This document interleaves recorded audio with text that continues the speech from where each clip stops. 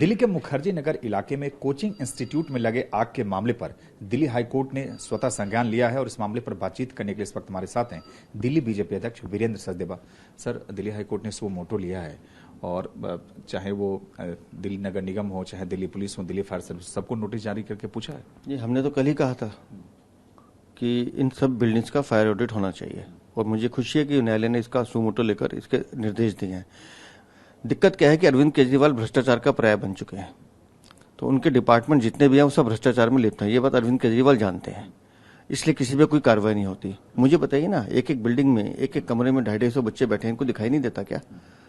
कैसे वो बिल्डिंग के पीछे अगर उसमें इमरजेंसी एग्जिट नहीं है, कैसे उनको एनओसी मिल गया? या बिना एनओसी की बिल्डिंग चल कैसे रही थी?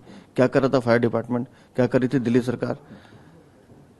लेकिन क्या है कि इनको सिर्फ भ्रष्टाचार भ्रष्टाचार और भ्रष्टाचार करना है।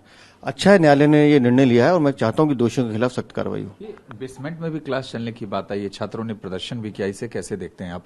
और एक सवाल और कि दिल्ली में पहले भी आग लगने की बहुत सारी घटनाएं हुई हैं। जब घटना होती है पूरा सब लोग जागते हैं, उसके बाद फिर सो जाते हैं, अगले हादसे का इंतजार होता है। देखिए, गलतियों से सीखना चाहिए, उन्हें दोहराना नहीं चाहिए। अफसोस की बात है कि दिल्ली में ये घटनाएं बार बार हो रही हैं, लेकिन दिल्ली सरकार की आंखें नहीं खुल रही। तो दिल्ली की सरकार को अब ईमानदारी से कम लोगों की सुरक्षा का ध्यान रखना चाहिए।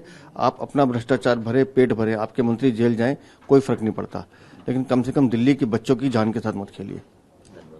ये थे दिल्ली बीजेपी अध्यक्ष वीरेंद्र सचदेवा और इनका साफ तौर से कहना है कि दिल्ली सरकार को कम से कम बच्चों की जान के साथ तो खिलवाड़ नहीं करना चाहिए। ब्रिजेश निशांत के साथ सुमंत कुमार, टीवी